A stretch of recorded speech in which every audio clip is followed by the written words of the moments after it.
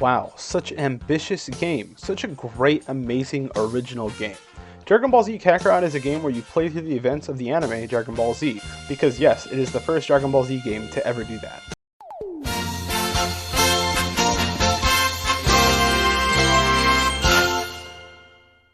So with that obvious complaint that I have about it, let me go ahead and get to the real stuff that I got a problem with this game.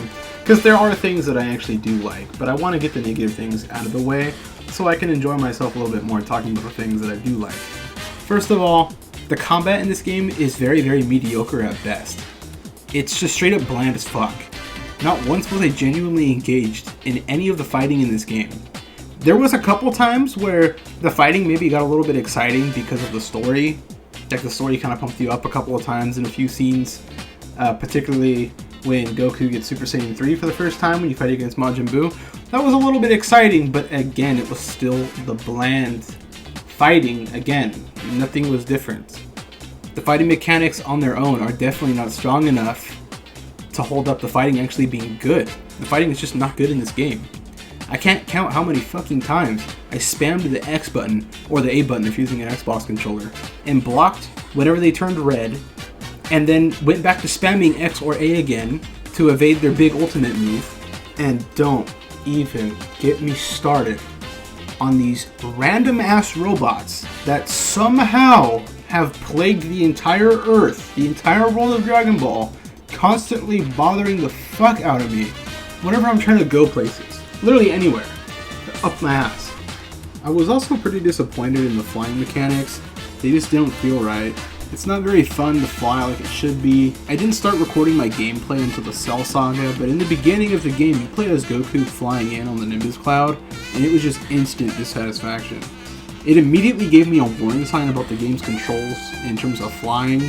Flying that Nimbus Cloud should have been a lot of fun, but it just wasn't. The game also really tries to be an RPG, but kind of falls short on that. But I'm not really going to be too harsh on that though, because some of it actually was kind of interesting. All in all, it's these things that kind of made the game hard for me to complete.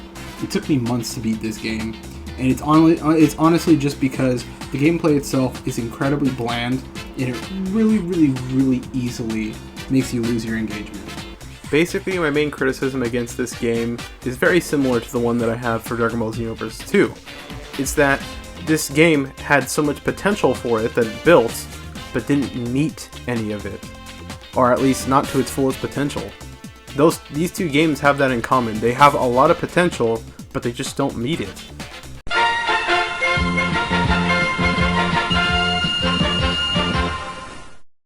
So with those things out of the way, about the things I don't like about this game for the most part does perfectly what it was designed to do. For us to play through the events of the anime. Even though it's not the first game to do that, I would say that it does that the best so far. Hopefully this is the last Dragon Ball Z game where you play through the story of Dragon Ball Z. However, I did really enjoy the animations, the cinematic scenes that they redid for the game. Those were just beautiful, amazing. I really do wish that the game's combat and gameplay in general was just as good as the cinematics. This game would have been a masterpiece if the gameplay mechanics were just as good as the cinematics in this game. Other than that, as a cinematic experience, this game is really good. All of our favorite characters come back, and their voice actors, Sean Schemmel, of course, stellar performance as Goku, Chris Sabat as Vegeta, and Kami, and Piccolo, they all bring their A game. Chris Ayers, rest in peace, amazing. It was perfect. As I stated earlier, this game took me months to complete, and it's not because it was too challenging or anything like that. It was really hard for me to play this game because of how boring it could easily get. I easily lost interest by about 20, sometimes even 20 minutes of playing. I already lost interest and wanted to go play something else. So, after finally of months of playing this game, I finally got to the ending of the Buu Saga, and the way that they did the ending felt so satisfying, felt so great. I felt so happy inside, and I was just genuinely happy. You know what? Yeah, this was really hard to get through, but at least they did the ending really good for this game. Yeah, I'm not gonna lie, nostalgia had a big part in it. But I was like, yeah, I got through it. But guess what? My dumbass completely forgot. I bought the deluxe edition of this game for some godforsaken reason, so I still have 3 DLCs to get through.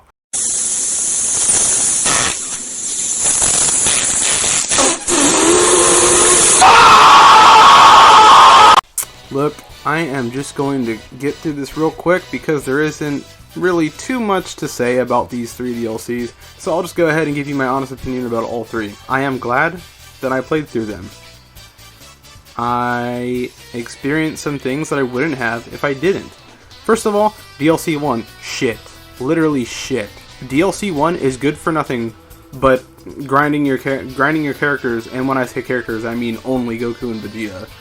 It's good for grinding your characters up till a freaking level 200, 300, whatever you want to do. But that's about it. DLC 1 is shit. DLC 2 is mostly shit until the end. That fight with Frieza, the cinematics were amazing. But even with that, you know, the combat mechanics are still the same, still really bland, still really boring. But at least you have some good scenes there, some good cinematics, so that's something. Now, DLC 3.